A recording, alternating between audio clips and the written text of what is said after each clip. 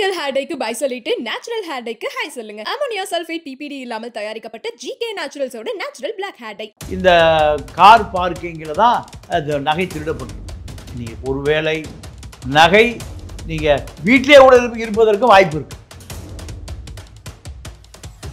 உடனே போய் அஜித் குமாரை தூக்கி அந்த கோயிலுக்கு பின்னாடி ஒரு செட்டு பைப்பில் இரவு பகலாக அடிக்கிறாங்க. அங்கேயும் அடிச்சிருக்காங்க. அப்புறம் கூட்டிட்டு போய் வாய்க்கால் ஓரமா வச்சு அடிச்சிருக்காங்க. கேட்க ஆள் இல்ல, தர்ம அடி தானே. இந்த நபர்கள் அல்லாதவர்களை நகை எடுத்துட்டு போயிருக்கலாம். கார் திறக்கிறதுக்கு பெரிய விஷயமே இல்லை. இந்த 3 பேரும் நகை திருடர்கள் இல்லை. ஏன்னா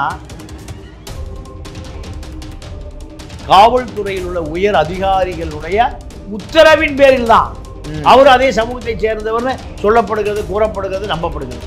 இவ்வளவு தாக்குதல் நடந்த பிறகும் நகை கண்டுபிடிக்கப்படலைன்னா விசாரிப்பதற்கு ஒரே வழி ஒருவனை அடித்துக் கொள்வது மட்டும்தான்.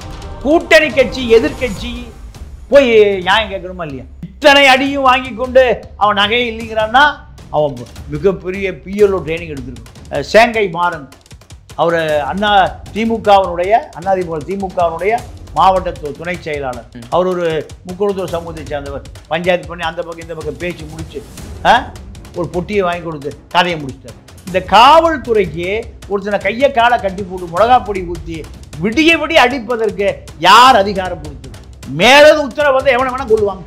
அமெரிக்காவில் வந்து எனக்கு வாழ்க்கை கேட்டான், என்னங்க நடக்குது தமிழ்நாட்டில்? இப்படி தாயா நடக்குது தமிழ்நாட்டில். காவல்துறைக்கு எமனுடைய அந்த பாய்ச்சலுக்கு அந்த பாச கயிறு சொல்லுவாங்க கொடுத்தாச்சு. ஆமா ஆமா, ஏன்னா மக்கள் முட்டாளா இருக்கான் சார்.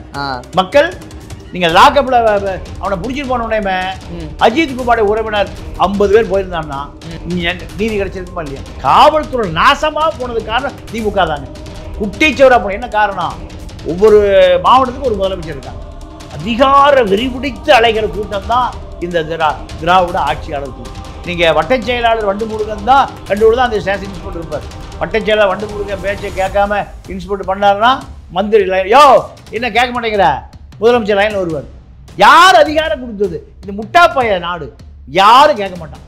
அரசியல்வாதிகள் சொல்லுகிற அடியாள் வேலையை காக்கி துணியை போட்டால் படித்து ஐபிஎஸ் முடிச்சுட்டு வந்து இந்த வேலைக்கு வந்திருக்கேன்.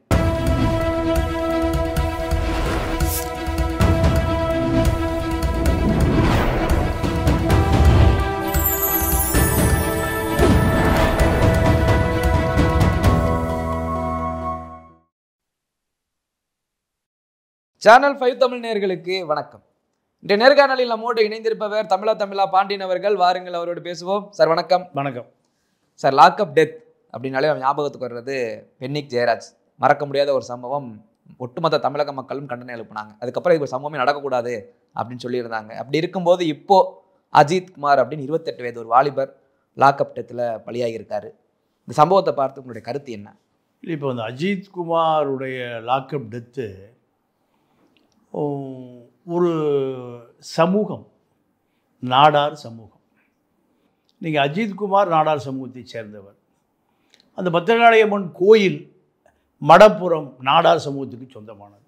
நீங்கள் நிகிதாவுடைய அம்மா அவர்களும் அதே சமூகத்தை சேர்ந்தவர்கள். சென்னையிலிருந்து உத்தரவு வந்தது தனிப்படைக்கு. அதுவும் ஒரு நாடார் உயர் அதிகாரி. நாடார் உயர் அதிகாரி. இப்படி நாடார் சமூகத்துக்குள்ளே இந்த லாக்அப் டெத் நடந்து முடிந்து நாடார் அல்லாத சமூகத்தை சேர்ந்த முக்குளத்தோரான மாறன், என்ன மாறன்னா வேங்கை மாறன், இல்லை செங்கை மாறன். செங்கை மாறன் முக்குளத்தூர் சிவகங்கை மாவட்ட திமுக துணை செயலாளர் பேசி முடித்து ஒரு பெட்டியை கொடுத்து சமரசமாக முடித்து வைக்கப்பட்டது. இதுதான் இந்த அஜித் குமார், திருப்பவனம், பத்திரகாளியம்மன் கோயில், வேங்கை மாறன் லாக்அப் டெத்தினுடைய ரகசியம். என்ன நடந்ததுன்னா, அவங்க அந்த கோயிலுக்கு சாமி கும்பிட வந்திருக்காங்க. சாமி கும்பிட வந்தவர்கள் காரை பார்க் பண்ண சொல்லி கார் சாவியை இந்த 5 நட்சத்திர 7 நட்சத்திர ஹோட்டலில் பார்த்தீங்கன்னா கார் உரிமையாளர் போர்ட்டிகோல் தான் நிறுத்துவார். போர்ட்டிகோல் நிறுத்திட்டு உடனே ஓடி வருவான். யார்? அந்த 5 நட்சத்திர ஹோட்டல் பணியால் சாவி அப்படி தூக்கி வீசுவாங்க. அவன் பிடிச்சிக்குவான். இவங்க அப்படியே ஹோட்டலுக்கு போயிடுவாங்க. அவங்களுடைய காரை பார்க் பண்ணி நிறுத்திட்டு இவர்களெல்லாம் திரும்பி வருகிற பொழுது அது மைக் இருக்கும், மைக்கில் சொல்லுவான் 37 இந்த பணியாள், காரை நிறுத்தினால பணியாள், இந்த 5 நட்சத்திர ஹோட்டல் பணியாள், அவன் ஓடி போய் என்ன பண்ணுவான், காரை எடுத்துக்கொண்டு வந்து எங்கே இறங்குனாங்களோ போர்ட்டிக்கோவில், அதே போர்ட்டிக்கோவில் அந்த காரை கொடுப்பான், இறங்கிக்குவான், ஒரு சல்ட் அடிப்பான். ஆமாம், அவனுக்கு ஒரு 100 ரூபா கொடுப்பாங்க. இவங்க இந்த கார் உரிமையாளர் பார்க்கிங்கே போக மாட்டான், கார் எடுப்பதற்கும் பார்க்கிங் போக மாட்டான். எங்கே, போர்ட்டிக்கோவில் இறங்கி போர்ட்டிக்கோவிலே கிளம்பி வந்துடுவார். இதே ஸ்டைல் தான் இப்போ அங்கே நடந்திருக்கு. என்ன நடந்திருக்குன்னா, இவங்க அந்த கோயிலுக்கு முன்னாடி காரை நிறுத்தி இறங்குறாங்க. ஏன்னா அந்த அம்மா ஒரு ஊனமுற்ற அம்மா. அப்போ ஊனமுற்ற அந்த நிகிதாவுடைய அம்மாவை இவர் வீல் சேரில் வச்சு தள்ளிட்டு போகிறார். யார், அஜித் குமார். கார் சாவி யார்கிட்ட கொடுக்குறாங்க, அஜித் குமார்கிட்ட கொடுத்து இந்த காரை கொண்டு தள்ளி பார்க் பண்ணிட்டு வா. அப்போ இவருக்கு கார் ஓட்ட தெரியாது. இவருடைய தம்பி நவீன்குமார் அப்படியே எல்லாம் தற்காலிக பணியாளர். கோயிலில், அதுவும் ஒரு சமூக கோயில், பத்திராலயம் கோயிலில் தற்காலிக பணியாளருக்கு என்ன பெருசாக வருமானம் வந்திருக்கு, ஒன்றும் பெருசாக வந்திருக்கு. வருகிறவர்கள் கொடுக்குற நன்கொடை தான், டிப்ஸ் தான். இதான் வயிறு வளர்ப்பதற்கான அடிப்படை விஷயம். அப்போது இந்த கார் பார்க்கிங்கில் தான் அது நகை திருடப்பட்டிருக்கு.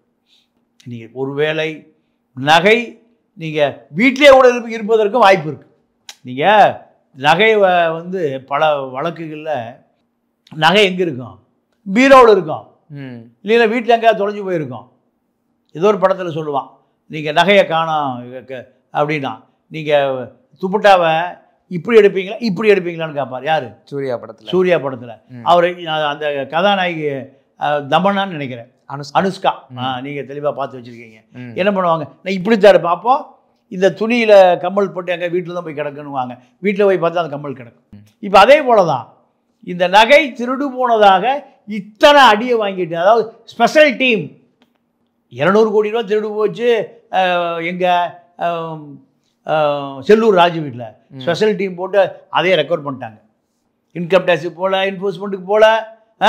மூர்த்தி, மதுரையினுடைய முதலமைச்சர் மூர்த்தி, தமிழ்நாட்டுக்கு முதலமைச்சர் ஸ்டாலின், மதுரைக்கு முதலமைச்சர் யார், மூர்த்தி, ரெக்கார்ட் பண்ணியாச்சு. இப்போ அதே போல் கோட்டையிலேருந்து ஒரு அதிகாரி உத்தரவின் மேலே எதுக்கு ஸ்பெஷல் டீம் போகுது.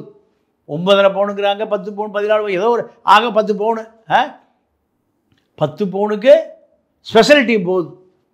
டிஎஸ்பி கிட்ட இருந்த ஸ்பெஷல் டீம் இது 100 பவுன் போனாலும் நம்மளால் ஸ்பெஷல் டீம் கேட்டால் அனுப்ப மாட்டாங்க. எங்கிருந்து உத்தரவு, கோட்டை கொத்தளத்திலிருந்து உத்தரவு. உடனே போய் அஜித் குமாரை தூக்கி அந்த கோயிலுக்கு பின்னாடி ஒரு ஷெட்டு, ஓலை ஷெட்டு, பைப்பில் இரவு பகலாக அடிக்கிறாங்க. அவன் தம்பி நவீன்குமார், அஜித் குமார், நவீன்குமார் எல்லாம் வட இந்திய பேராக இருக்குது. இப்படி வச்சாத வட இந்தியக்கார மாதிரி ஆயிலான்னு பார்க்குறாங்க. அஜித் குமார், நவீன்குமார். நகைக்கான எந்த துப்பும் கிடைக்கல.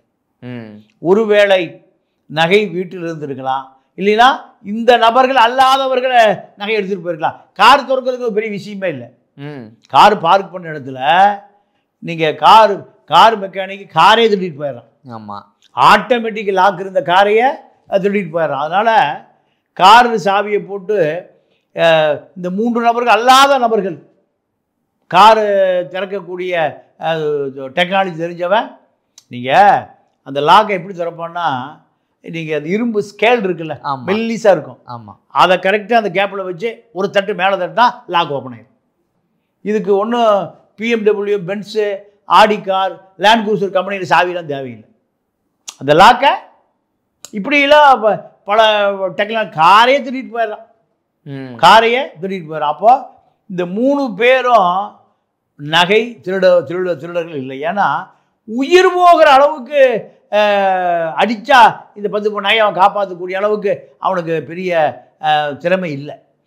நம்மளால் ஒரு அறையிலே உண்மையெல்லாம் சொல்லி போடுறான். நம் ஒரே அறை தான், அடுத்த அறைக்கு ஐயா உண்மை சொல்லிடுற ஐயா.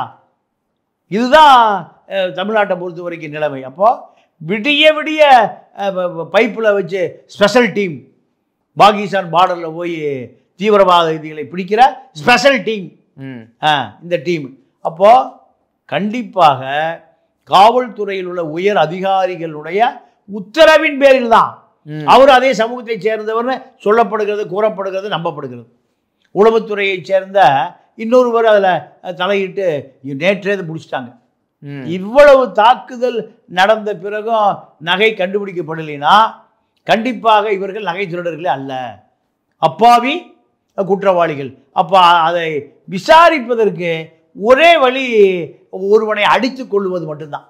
நீங்கள் சாத்தான்குளத்தில் என்ன குற்றம் பண்ணான்னா பென்னீஸும் ஜெயராஜும் 9 மணிக்கு மேலே கடை திறந்து வச்சுருந்தாங்க கொரோனா காலத்தில். இதுதான் குற்றம். என்ன மோட்டிவ் இதுக்குள்ளே இருக்குன்னா செல்ஃபோன் ஓசியை கேட்குறாரு இன்ஸ்பெக்டரு எஸ்ஐ எல்லாம். ஒரு செல்ஃபோனை அவன் கொடுத்துருப்பான், அத்தனை பேருக்கு செல்ஃபோன் வேணும் ஒவ்வொருத்தருக்கும். அவன் கொடுக்க முடியாதுங்கிறான். இதற்காக அடித்து கொல்லப்பட்டார். அப்போது காவல்துறையை பொறுத்த வரைக்கும் ஒவ்வொரு காவல்துறை அதிகாரிகளுமே மேலதிகாரிகளுக்கு சேவகம் பண்ணுகிற அதிகாரிகள். அப்போ இவர்கள் பொதுமக்களை என்ன பண்ணுறது, மதிப்பதே இல்லை. நான் ஒரு வீடியோ பார்த்தேன், புகார் கொடுக்க போனவனா அடிக்கிறான் தான். கேரளாவில் அப்படிலாம் செய்யவே முடியாது. ஒரு சின்ன தவறு நடந்தால் சிபிஎம் கொடியோடு 50 பேர் நிற்பான், சிபிஐ கொடியோடு 50 பேர் நிற்பான், காங்கிரஸ் கொடியோடு 50 பேர் நிற்பான். இவனுக்கு பதில் சொல்லி தப்பவே முடியாது. எந்த மறிச்சு போய் எந்த டாக்டர் நேராக போவான், டாக்டர் போய் நீ என்ன ஆப்ரேஷன் பண்ண இவனுக்கு சொல்லி முடிக்க இன்னொரு கட்சிக்காரன் போவான், இன்னொரு கட்சிக்காரன் அடுத்த கட்சிக்காரன் போவான். 50 பேர் கொடியோடு போவான். கொடியை திருப்பினா தடி. அந்த வீரியம் எங்கே இருக்குது? சேர நாட்டு தமிழர்களிடம் இருக்குது. இங்கே தமிழ்நாட்டு தமிழர்கள்ட்ட இல்லை, வீரியம்லாம் இல்லை, வீரியமே இல்லை. சரி, கூட்டணி கட்சி எதிர்கட்சி போய் நியாயம் கேட்கணுமா இல்லையா? அதுவும் கேட்கல. நீங்கள் பென்னீஸையும் ஜெயராஜையும் 5 வழக்கறிஞர் போனால் அவனை காப்பாற்றிருக்கலாம். 50 மக்கள் பொதுமக்கள் போய் ஏன் நைட்டு போன வச்சு அடிக்கிறீங்க? என்ன அவனுக்கு தெரியும், செல்ஃபோன் கேட்டு அடிக்கிறான்னு தெரியும். நீங்கள் மழை தூவாரத்துக்குள்ளே லத்தி விட்டு அடிக்கிறான்னு தெரியும். அப்போ எவ்வளவு கொடூரம் நடக்குது. அப்போ இந்த மக்கள்கிட்ட எந்த உணர்ச்சியும் இல்லை. விழுஞ்சம் கேரளாவில் ஒரு ஹார்பர் கட்டுறான், யார்? அதானி. அவ்வளவு வட இந்திய தொழிலாளி கூட இறக்குறான். இவன் கேட்குறான், ஏன்டா நாங்கள் வேலை இல்லாமல் இருக்கோம், நீ வட இந்திய தொழிலாளியை கொண்டு இறக்குற அந்த உன்னுடைய ஹார்பரில் அவ்வளோ பேரையும் போச்சு, எங்களுக்கு வேலை கொடுக்குறான். அதெல்லாம் கொடுக்க முடியாதுங்கிறான். 2000 பேர் லத்திச்சார்ஜ். 2000 பேரும் நீங்கள் விழுஞ்சம் துறைமுகம் கட்டுகிற வரை நீங்கள் 2000 பேரை உட்காந்துட்டான். காவல் நிலையம் தீக்கிரையாக்கப்பட்டது. 2000 பேரை ஜெயில் நடப்பீங்களா? அரசாங்கம் இறங்கி வந்து வட இந்திய தொழிலாளிகளை அல்ல, இந்த துறைமுகம் கட்டுமானத்துக்கு கேரளாவை சேர்ந்த கட்டுமான தொழிலாளிகளை வைத்து வேலை செய்கிறன்னு முடிச்சுக்கிட்டான். இங்கே 1 கோடி வட இந்திய தொழிலாளி வந்து 300 ரூபா 200 ரூபாய்க்கு வேலை செய்கிறோம். இங்கே கட்டட தொழிலாளிக்கும் எந்த விதமான அவேர்னஸ் இல்லை. நீங்கள் ஏறக்குறைய 1000க்கு மேற்பட்ட தொழிற்சாலைகள் இருக்குது. எங்கே? இந்த பூந்தமல்லி பக்கம், ஹுண்டாயிலிருந்து சாம்சன்லேருந்து இப்படி அவ்வளவு தொழிலாளி வேலை பார்க்குறான். அத்தனை தொழிலாளிகளும் கொத்தடிமைகளாக வேலை செஞ்சுட்ருக்கேன். எவ்வளோ கொத்தடிமையாக வேலை பார்க்குறான். எதுவுமே தொழிற்சங்கங்களே கிடையாது. கம்யூனிஸ்டுகளே காணாமல் போயிட்டான். ஏதோ சாம்சாங்கில் மட்டும் கொஞ்சம் ஆர்ப்பாட்டம் பண்ணாங்க. தாமும் அன்பரசனும் டிஆர்பி ராஜாவும் தேர்தலுக்கு முந்தைய நிதி வாங்கிட்டாங்க. தேர்தல் நடக்கிறதுக்கு முன்பே வாங்கின பிறகு நாங்கள் பார்த்துக்கிறேன் அந்த கம்யூனிஸ்டுகளை, யார்? தாமும் அன்பரசனும் டிஆர்பி ராஜாவும். கடைசியில் ஒன்றும் இல்லாமல் போச்சு. இதே நிலைமை தான் இப்போ இந்த அஜித் குமார் விஷயத்தில் என்ன நடந்ததுன்னா, அஜித் குமார், நவீன் குமார் இந்த சகோதரர்கள் நகையை கைப்பற்ற முடியலனா, அப்போ இத்தனை அடியும் வாங்கி கொண்டு அவன் நகையை இல்லைங்கிறான்னா அவன் மிகப்பெரிய பிஎல்ஓ ட்ரைனிங் எடுத்துருக்கணும். எங்க பாலஸ்தீன போராளிகளிடம் பயிற்சி பெற்றவன் தான் இத்தனை அடியும் வாங்கிட்டு இல்லைன்னு சொல்லுவான் 10 பவுன் நகைக்கு. கண்டிப்பாக இவர்களோட நகை திருடன் இவர்கள் அல்ல. ஆமாம். அப்போது நகையை கண்டே பிடிக்க முடியல, நகையை கண்டுபிடிக்க முடியல. ஆனால் உயிர் போயிடுச்சு. எங்கே நீங்கள் தனியார் ஆஸ்பத்திரியில் கொண்டு அட்மிட் பண்ணுறாங்க. அவன் சொல்லிட்டான், டாக்டர் செத்து ரொம்ப நேரம் ஆச்சு. ராஜாஜி ஆஸ்பத்திரியில் கொண்டு பாடியை போட்ட பிறகு திருப்போணத்தில் சாலை மறியல், கடை அடைப்பு, அப்பாவி உயிர் பறிக்கப்பட்டது. அப்போ இவ்வளவு போராட்டம் நடந்த பிறகு தான் நீங்கள் எல்லாத்துக்கும் தெரியுது. தெரிந்த பிறகு இதை எப்படியாவது சமரசம் பண்ணணும். பாடி எடுத்துகிட்டு போகணும். பாடி இருந்ததுன்னா நீங்கள் போஸ்ட்மார்ட்டம் பண்ண வேண்டி வரும். போஸ்ட்மார்ட்டமே நீ 3 நாளோட டாக்டர் போலி டாக்டர்லாம் இருக்கான். நீங்கள் அதை எப்படியாவது நீங்கள் நம்ம இது கள்ளக்குறிச்சி ஸ்ரீமதி கேஸு 4 முறை ஒரு டாக்டர் போஸ்ட்மார்ட்டம் பண்ணுறான்னா இது போஸ்ட்மார்ட்டமா? ஒரு டாக்டர் ஒரு உடல் கூறு செய்வ எத்தனை பண்ணுவான்? ஒரே முறை தான் பண்ணுவான். அப்போ முதல் தடவை லஞ்சம் வாங்கிட்டு பண்ணுறான், 2வது தடவை அரசை காப்பாற்றுறதுக்கு பண்ணுறான், 3வது தடவை கோர்ட்டு தலையிடுது. சங்கர சுப்பு எத்தனை வழக்கு போட்டார்? ஒரே உடலை எத்தனை தடவையாக போஸ்ட்மார்ட்டம் பண்ணுவீங்க? அப்போது மருத்துவர்களே மனிதாபிமானம் இல்லாத நீங்கள் போலி மருத்துவராக இருக்கு. இதுலயுமே இந்த ரிப்போர்ட் வரல போல. இது இன்னைக்கு பாடி டிஸ்போஸ் பண்ணியாச்சு, பாடியை போஸ்ட்மார்ட்டத்துக்குலாம் போல, எரிச்சாச்சு, முடிஞ்சு போச்சு.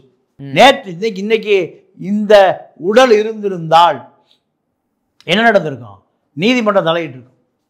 நீதிமன்றம் எங்கெங்க தாக்கப்பட்டான், இப்படி தாக்கப்பட்டான் என்பதெல்லாம் பெரிய செய்தியாயிருக்கும். ஆனால் நேற்றே என்ன மாற சேங்கை மாறன் அவர் திமுகவினுடைய மாவட்ட துணை செயலாளர், அவர் ஒரு முக்குளத்தூர் சமூகத்தை சேர்ந்தவர். பஞ்சாயத்து பண்ணி அந்த பக்கம் இந்த பக்கம் பேசி முடிச்சு ஒரு பொட்டியை வாங்கி கொடுத்து கதையை முடிச்சிட்டார்.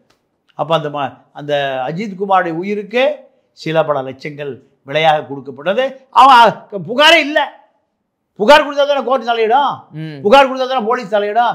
புகாரே இல்லைன்னா யார் கம்ப்ளைண்ட் பார்ட்டி, யார் புகார்தாரர்? நீதிமன்றத்துக்கு போகணும்னா பாதிக்கப்பட்டவங்க தர போகணும்ல, வாய்ப்பே இல்லை. அப்போது இத்தனை விஷயங்களும் மேலிருந்து உத்தரவின் பேரில் இந்த வழக்கு ஞாயிற்றுக்கிழமையே முடிஞ்சு போச்சு, திங்கக்கிழமை வரைக்கும் இல்லை. இப்போ எந்த விதமான சாட்சிகளும், எந்த விதமான உடல் கூற ஆய்வு அறிக்கைகளும், மெடிக்கல் ரிப்போர்ட்டும் எதுவுமே இல்லை. எல்லாம் பொட்டி கை மாறியதோடு எல்லாம் பொட்டிக்குள்ளே போயிடுச்சு. எது லாக்அப் டெத்து எங்கே போயிடுச்சு? பொட்டிக்குள்ளே போயிடுச்சு. இதுதான் இப்போ இந்த அஜித்குமார் வழக்கில் நடந்தது. இது உண்மையாகவே இப்போ நகை திருட்டு போய் என்ன ஆகி போச்சு? உயிர் திருட்டு போச்சு. உயிரை திருடிட்டான். 14 பவுன் நகைக்காக ஒரு விலை மதிப்பற்ற உயிர் போகப்பட்டது. இந்த காவல்துறைக்கு ஒருத்தனை கையை காலை கட்டி போட்டு மிளகா பொடி ஊற்றி விடிய அடிப்பதற்கு யார் அதிகாரம் கொடுத்தது? அந்த சமூகத்தை சேர்ந்த ஒரு உயர் அதிகாரி. அந்த உயர் அதிகாரிக்கு யார் அதிகாரத்தை கொடுத்தது? அவர் ப்ரொமோஷன் உயர்வார். இவன் 6 பேர் சஸ்பெண்டில் போயிட்டான். அப்போது இது போன்ற வேலையில் நல்லா செய்ய முடியாதுங்க. சொல்லக்கூடிய போலீஸ் சங்கம் இருந்தால் இவர்கள் காப்பாற்றுவோம். நீங்கள் சொல்கிறபடியெல்லாம் எல்லாம் அடிக்க முடியாதுங்க. நீங்கள் சொல்கிறபடியெல்லாம் எங்களால் ட்ரீட்மெண்ட் மேலிருந்து உத்தரவு வந்தால் எவனை வேணால் கொள்ளுவாங்க. மேலிருந்தே உத்தரவு வந்தால் எதை வேண்டுமானாலும் பண்ணுவார்கள். அப்போது இங்கே மனித உரிமையோ எதிர்கட்சியோ கம்யூனிஸ்டுகளோ எல்லாம் காணாம போயிட்டான். காவல்துறைக்கு கொள்ளலாம் அப்படின்ற அதிகாரம் இருக்கா? இருக்கு. எழுதப்படாத அதிகாரம். எத்தனை லாக்அப் நடக்குது? செல்போன் கேட்டதுக்கு தாங்க கொண்டான். அமெரிக்காவில் வந்து எனக்கு வாழ்க்கை கேட்டான், என்னங்க நடக்குது தமிழ்நாட்டில்? இப்படி தாயா நடக்குது தமிழ்நாட்டில். ராஜான்னு ஒருத்தர் அமெரிக்காவில் இருக்கார், ஒரு ஈழத்தமிழர். அவர் எனக்கு இதை கேள்விப்பட்டு உடனே அங்கிருந்து கூப்பிட்டார். நியூ ஜெர்சியில் இருக்கார். என்ன நடக்குது? என்ன அப்பா பொண்ணு அடித்து கொண்டு விட்டானுல. அப்போது பல லாக்அப் டெத்துகள் இப்படி தான். நீங்கள் சவார்கர்னு ஒரு ஐஏஎஸ் அதிகாரி கலெக்டராக இருந்தார் எங்கள் தஞ்சாவூரில். இப்போ அவர் காலத்தில் என்ன நடந்ததுன்னா, ஒரு திருட்டு வழக்கு. அப்பா அம்மா அண்ணன் தங்கச்சி 4 பேர் விசாரணை கூப்பிட்டு வராங்க. ஜெயலலிதா இப்போ சிஎம் கூட்டிகிட்டு வந்து நைட் லாக்அப்பில் எல்லாத்தையும் நிர்வாணப்படுத்தி உள்ளே போட்டான். எப்படி நிர்வாணம்? அப்பா அம்மா சகோதரன் சகோதரி, அப்பாவும் பிள்ளையும், அப்பாவும் மகளும் நிர்வாணம், அம்மாவும் மகனும் நிர்வாணம். லாக்அப்ல அந்த 4 உயிரும் என்ன பாடுபட்டு யோசிச்சு பாருங்க. 1 நிமிஷம் 2 நிமிஷம் இல்லை. 7 மணிக்கு முடிச்சுட்டு வர்றான், காலையில் 8 மணி வரைக்கும் எப்படி வச்சிருக்கா? நிர்வாணமா. தாயும் மகனும், வயசுக்கு வந்த மகன் நிர்வாணம். இந்த பக்கம் அப்பாவும் வயசுக்கு வந்த மகளும் நிர்வாணம். அப்போ இது குரூர மனம் படைத்தவர்கள். இது எப்படி சகிக்க முடியும்? அவனுக்கு அக்கா தங்கச்சி இருப்பாளா இல்லையா? அக்கா தங்கச்சி அவனை ஒரே ரூம்ல நிர்வாணமா இருப்பானா? அந்த காவல்துறை அதிகாரி பத்தி கேட்கிறேன். அவங்க அப்பாவும் இவனை அவருடைய அம்மாவும் இவனை ஒரே அறையில் நிர்வாணமா இருப்பான விடிய விடிய. அப்போ ஜெயலலிதா முதலமைச்சர், கம்யூனிஸ்ட் கட்சிக்காரன் தான் கோர்ட்டுக்கு போகிறான். கோர்ட்டுக்கு போய் நீதிமன்றம் 10 லட்சம் ரூபா, காலையில் செத்து போயிட்டான். காலையில் மருந்து குடிச்சு எல்லாம் செத்து போயிட்டான். 4 பேரும் எப்படிங்க உயிரோடு இருப்பான்? எப்படி உயிரோடு இருப்பான்? விடிய விடிய தாயும் வயதுக்கு வந்த மகனும் நிர்வாணமா ஒரு லாக்கப்பில் எப்படி இருப்பான்? இது எத்தனை காவல்துறை அதிகாரி அந்த வழியா போய் பார்ப்பான்? எத்தனை லாக்கப்பில் இருக்கிற அக்யூஸ்ட் இருப்பான்? எல்லாம் பார்ப்பான். அப்பாவும் வயதுக்கு வந்த பெண்ணு நிர்வாணம்.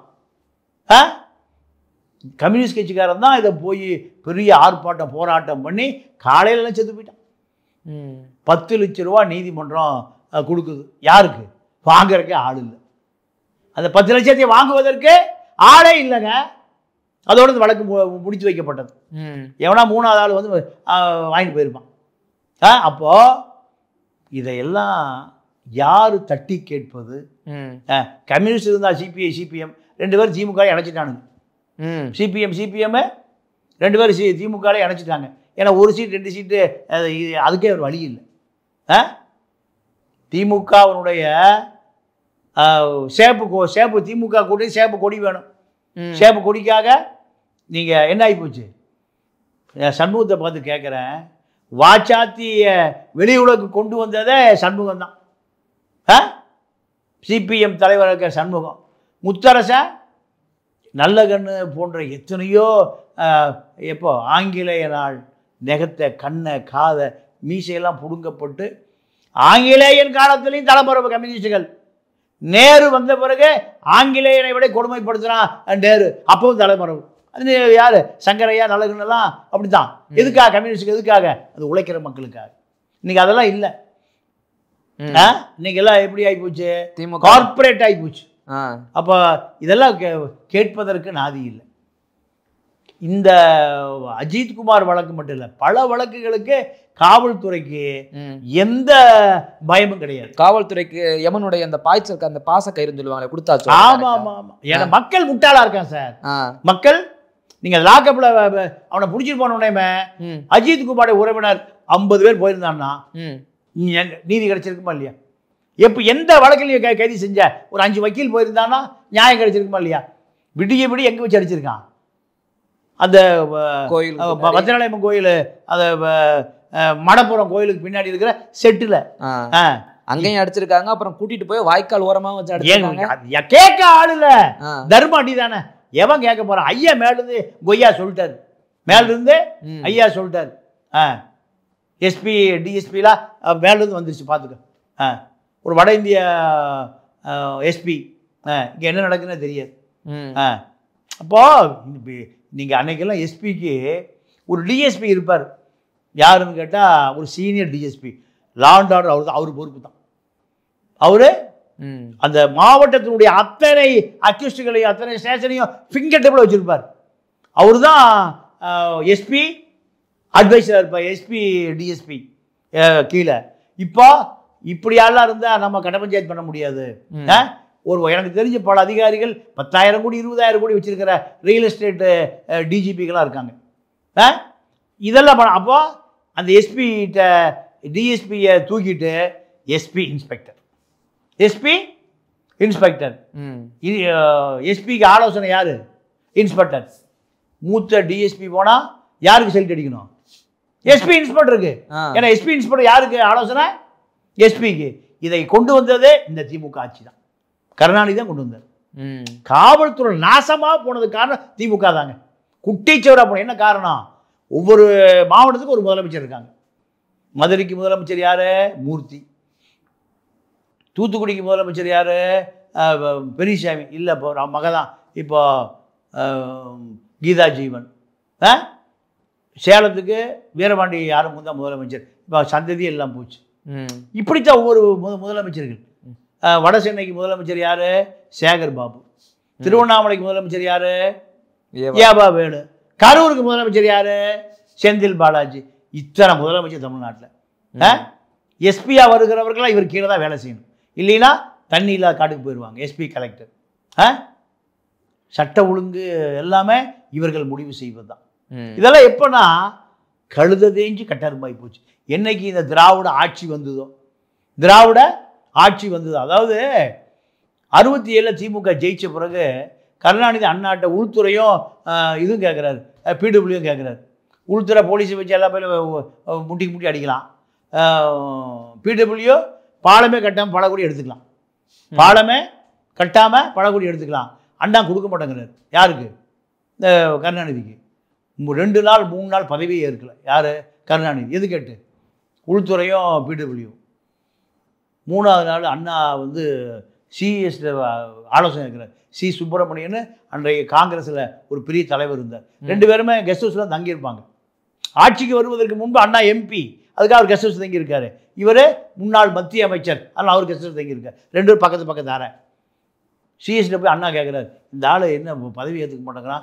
யோ இப்போ தான் நீ அதிகாரத்துக்கு வந்திருக்கிற, ஆட்டத்தை கலைச்சிடாத, எப்படியாவது காம்ப்ரமைஸ் பண்ணி உள்துறை கொடுக்காத பிடபிள்யூ கொடுத்துரு. அப்போது அதிகார வெறிபிடித்து அலைகிற கூட்டம் தான் இந்த திராவிட ஆட்சியாளர் கூட்டம். இப்படியாவது அதிகாரம் வேணும். இந்த அதிகார வெறி நீங்கள் அவர்களை குற்றம் பண்ண சொல்கிறது யாரை? போலீஸை. அப்போ போலீஸ் என்ன பண்ணுமா? சரி, மேலே அவர் பிடிச்சது நம்ம தப்பிச்சுக்கலாம். ஒவ்வொரு காவல்துறை அதிகாரிகளுக்கும் நீங்கள் ஒரு அரசியல்வாதி பின்னாடி இருக்கான். ஆளுங்கட்சி அரசியல்வாதி. நீங்கள் அதிமுக ஆட்சி காலத்தில் வேலுமணி தாங்க டிஜிபி. எதை வேலுமணி சொல்கிறாரோ தமிழ்நாடு முழுக்க கேட்கும். விஸ்வநாதனை மெட்ராஸ் கமிஷனர் ஆக்கினார், கோயம்புத்தூர் கமிஷனர் ஆக்கினார். யார்? வேலுமணி. பல போலீஸ் அதிகாரிகளை, பல வழக்குகளை யார் கையாளுவா?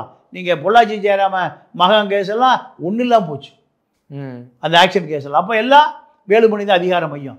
இப்படித்தான் காவல்துறை போற நீங்கள் டிஜிபி, ஏடிஜிபி, இப்படி பல பேர் இருக்காங்க. ஆனால் இந்த ஒட்டுமொத்த அதிகாரங்களை யார்கிட்ட இருக்கு?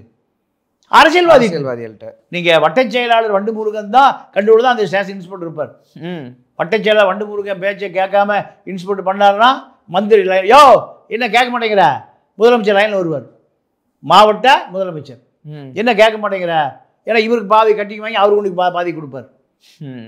வட்டச் செயலாளர் எலெக்ஷனுக்கு பணம் வேணுமில்ல, எல்லா பிராந்தி கடையும் 24x7 24 மணி நேரம் ஓடுது. முன்னாடி பூட்டி இருக்கு, பின்னாடி ஓடிட்டு இருக்கு.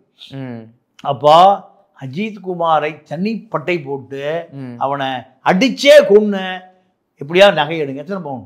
14. 9 பவுன் 9.5ங்கிறாங்க. இதுக்கு ஒரு உயிர் போயிருக்குன்னா இவர்களுக்கு போலீஸ் பயிற்சி அப்போ மனிதாபிமானம் என்ன, மனிதன்னா என்ன? இதுல குறிப்பா 25 லாக்அப் டெத் திமுக ஆட்சி வந்ததுக்கு அப்புறம். இது 25வது ஒரு குவார்டர் செஞ்சுரியே போட்டாரு. இதெல்லாம் யார் கேட்க? இல்லைங்க, அதிமுக இப்படி தாங்க இருக்கு. ஏன் தூத்துக்குடி ஸ்டெர்லைட் துப்பாக்கி சூடு? லண்டனில் உட்காந்து அனில் அகர்வால் என்ன பண்ணான்? தூத்துக்குடி மாவட்டத்தை மொத்தமாக பர்ச்சேஸ் பண்ணிட்டான். தூத்துக்குடி மாவட்டத்தை பர்ச்சேஸே பண்ணிட்டான். ஒரு வாரம் அவனுக்கு லேண்ட் ஆர்டர் அவனுக்கு கொடுத்துட்டாங்க. நீ வச்சுக்க, நீ என்ன வேணால் பண்ணிக்கணும், நீ என்ன வேணால் பண்ணிக்கணும். ஓய்வு பெற்ற டிஜிபி அலெக்சாண்டர், டெரரான அலெக்சாண்டர் போய் உட்காந்து யாருக்கு லாபி பண்ணுறாரு? டெல்லியில் அவரை பார்த்த ஆட்கள்லாம் சொன்னாங்க, நக்கீரில் செய்தியில் வந்துருந்து. அலெக்சாண்டர் தான் அங்கே உட்காந்து பனிமாதா கோயிலில் ப்ரேயர் பண்ண வேண்டியவர் யாருக்கிட்ட போய் உட்காந்துட்டு இருக்காரு? அனில் அகர்வால் கம்பெனியில் போய் உட்காந்து இந்த டெரரை ஒழிச்சிடணும். கார்பரேட் பூரா அங்கே இருக்கான், கோடிக்கணக்காக சம்பளம். ஸ்லோலினான்னு ஒரு கல்லூரி மாணவி, ஊர் கெட்டு போதியா, கடலில் பூரா இந்த ஸ்டெர்லைட் கழிவை கொண்டு கொட்டுறான், மீன் குஞ்செல்லாம் செத்து போகுது, ஊரே நாசமாக போகுதுன்னு அந்த கல்லூரி மாணவி போய் போராடுறான். வாயில் சுட்டு துப்பாக்கி மூளை வெளியே வந்து. யார் அதிகாரம் கொடுத்தது? இந்த முட்டாப்பைய நாடு. யாரும் கேட்க மாட்டான். கேரளாவில் நடந்துருமா? நான் அடிக்கடி கேரளாவை சொல்கிறதுக்கு காரணம், கேரளாவில் ஒரு கப்பல் போகுது, இத்தாலி கப்பல் போகுது. 3 மீனவர், 2 பேர் மலையாளி, ஒருத்தன் தமிழன். இவன் ஏதோ இப்போ அரபிக்கடலில் மீன் பிடிக்க போனவன் இவன் கப்பல் கடல் கொள்ளைக்காரன் நினச்சி சுட்டுவிட்டான். அந்த கப்பலை திருப்பி கொண்டு வந்து கொச்சி ஹார்பரில் கட்டி வச்சு அந்த கப்பல் கேப்டன் சிறையில் அடைக்கப்பட்டான். நான் கேரளா பக்கம் அப்படி தலை வணங்குறேன். நடக்குமா தமிழ்நாட்டில்? அப்போது 1000க்கு மேற்பட்ட மீனவர்களை சுட்டு கொண்டான். எங்கே? ராமேஸ்வரத்தில். என்ன பண்ண போனான்? மீன் பிடிக்க போனான். ஆனால் அங்கே இத்தாலி கப்பல் கரை கட்டப்பட்டது. இத்தாலி கேப்டன் லாக்கப்பில் போட்டுருந்தான் மலையாளி. இத்தனைக்கு சோனியா அப்போ பிரைம் மினிஸ்டர் டெல்லியில் இத்தாலியில் லாபியே பண்ண முடியல. ஒட்டுமொத்த கேரளாவும் பொங்கி எழுந்துருவான். இங்கே எல்லாம் எங்கே இருக்கான்? சினிமா தேட்டரில் படுத்து கிடக்கிறான். மீதி பேர் சாராய கடையில் படுத்து கிடக்கிறான். 1 கோடி பேர் சாராய கடையில் படுத்து கிடக்கிறான். 1 கோடி பேர் சினிமா தேட்டரில் படுத்து கிடக்கிறான். அப்போது இவர்களுக்கான அரசியலும் இல்லை, இவர்களுக்கான எதிர்க்கட்சியும் இல்லை, இவர்களுக்கான அரசியல் கட்சியும் இல்லை, இவர்களுக்காக போராடக்கூடிய எந்த அதிகார மையங்களும் இல்லை. எல்லாம் எங்கே மயங்கி கிடக்கு? கல்லுண்ட வண்டை போல ஆளுங்கட்சி சாராய பணத்திலையும் மணல் மாஃபியாக்கள்கிட்டையும் அப்படியே போதையில் படுத்து கிடக்கிறான். All parties. அப்புறம் எப்படி அஜித் குமாரை காப்பாற்ற முடியும்? பென்னீஸை காப்பாற்ற முடியும்? ஜெயராஜை காப்பாற்ற முடியும்? செஞ்சுரி அடித்த 25 லாக்அப் டெத்தை 26, 27 நீண்டுட்டு தான் போகுமே தவிர காவல்துறைக்கு மேலிருந்து ஐயா சொல்லிட்டாருன்னா எதை வேணுமாலும் செய்வோம். யாருன்னு பார்க்க மாட்டோம். இதுதான் இன்றைய நிலை. கடைசி ஒரே கேள்வி சார். ஜெய் பீம் படம் பார்த்துருப்பீங்கன்னு நினைக்கிறேன். சூர்யா நடித்த படம். ஆமாம். அந்த லாக்அப் டெத் அந்த இது அதை முதல்வர்கள் பார்த்துட்டு மனம் கனத்தது அப்படின்னு கண்ணீர் மல்க ஒரு இதெல்லாம் பேசுறதை கேட்டிருந்தோம். படங்களை பார்த்து மனம் கனத்த அவருக்கு இதெல்லாம் கணக்கலையா? இல்லைங்க, அதாவது ஆளுங்கட்சியினுடைய எல்லா அதிகார மீறலையும் காவல்துறை வச்சு செய்கிறாங்க. எப்படி? காவல்துறை வச்சு செய்கிறாங்க. இப்போ காவல்துறையை கட்டுப்படுத்தக்கூடிய நேர்மையான அதிகாரிகள் யார் இருக்கணும்? அஸ்ரா கார்க் இருக்கணும். பணி வேலை செய்ய முடியலையே. இன்னைங்க ஈஸ்வரமூர்த்தி இருக்கணும், வேலை செய்ய முடியலையே. ராமானுஜம் இருக்கணும், வேலை செய்ய முடியலையே. சகாயம் இருக்கணும், வேலை செய்ய முடியலையே. நம்ம தாமிரபரணியில் பட்டாலியன் எஸ்பியாக இருந்தார் அருண், விஆர்எஸ் கொடுத்துட்டு போயிட்டார. யார் அந்த சார்? ரவி ராகவேந்திரா காக்கி துணி தூக்கி வீசிட்டு போயிட்டார. ஏன்? இவர்கள் சொல்லுகிற அடியாள் வேலையெல்லாம் பார்க்க முடியல. இவர்கள் சொல்கிற அடியாள் வேலை, அரசியல்வாதிகள் சொல்லுகிற அடியாள் வேலையை காக்கி துணியை போட்டால் படித்து ஐபிஎஸ் முடிச்சுட்டு வந்து இந்த வேலைக்கு வந்திருக்கேன். எழுத படிக்க தெரியாது, பல்லு விளக்க தெரியாது, குளிக்காத அரசியல்வாதி எங்கே படுத்து கிடந்திருப்பான்? அவனோட ஹிஸ்ட்ரி எடுத்து பாருங்க. 30-40 வருஷம் குந்தி பஸ் ஸ்டாண்டில் கக்கூஸ் கான்ட்ராக்ட் எடுத்தவன், பஸ் ஸ்டாண்டில் சினிமா போஸ்ட் ஓட்டினவன், மதுரை மேலூர் கத்தின அமைச்சர் உதயகுமார் எல்லாம் எங்கே படுத்து கிடந்தான்? பஸ் ஸ்டாண்டில் துண்டு விரிச்சு படுத்து கிடந்தவனுக்கு. அப்போது இவர்களெல்லாம் அமைச்சர்கள் படித்து ராத்திரி பகலாக படித்து ஐபிஎஸ் எழுதி போலீஸ் அதிகாரியாக வந்த இவர்கள் அவர் சொல்ல இவன் கேட்கணும். அவங்க கூட யார் இருப்பா? நான் பல அமைச்சர்கள் பிஏ பார்த்துருக்கேன், எழுத படிக்கவே தெரியாது. பல அமைச்சருடைய பிஏக்கள் பொலிட்டிக்கல் பிஏ என்ன தெரியாது, ஒரு எழுத்து தெரியாதுங்க. பல பேரெல்லாம் சொல்ல முடியும். இவர்கள் இந்த அதிகாரிகளை கட்டளையிடுவோம். அப்போ மனசாட்சி உள்ள அதிகாரி என்ன பண்ணுவான்? இந்த வேலையே வேண்டாண்டா, தெரியாமல் இந்த வேலைக்கு வந்துட்டோம். இப்படி தூக்கி யூனிஃபார்ம் தூக்கி கழட்டி வீட்டு போன ஆட்களாக இருக்கான். ஒரு டிஎஸ்பி ஒருத்தர் இருந்தார் குருவிலான்னு சிபிஐயில், வேலையே வேண்டான்னு போயிட்டார். இப்படி பல பட்டியல் என்னால் சொல்ல முடியும். இந்த நேர்மையான அதிகாரி இன்னைக்கு வேலை பார்க்க முடியலையே. சுடுகாட்டில் படுத்து கிடந்தார் யார்? சகாயம். விஆர்எஸ் கொடுத்துட்டு போயிட்டார். ஏன்? அவருடைய வேலையை இந்த அரசாங்கம் வாங்க முடியலையா? தப்பாக சொன்னால் இப்படி வேலை செய்வார். ஒருத்தர் 2 வேலை. எத்தனை அதிகாரிகள் இந்த பணியே வேண்டான்னு போயிட்டாங்க. காரணம் அரசியல்வாதிகளுடைய தலையீடு. அரசியல்வாதிகளுக்கு அதிகாரிகள் தவறாக செய்வதற்காக இவர்களும் அவர்களும் கூட்டாக இருக்கான். அப்போ இதனால் எந்த மனசாட்சியும் உறுத்தாது. ஒரு அஜித் இல்லை, பல அஜித் அடுத்து.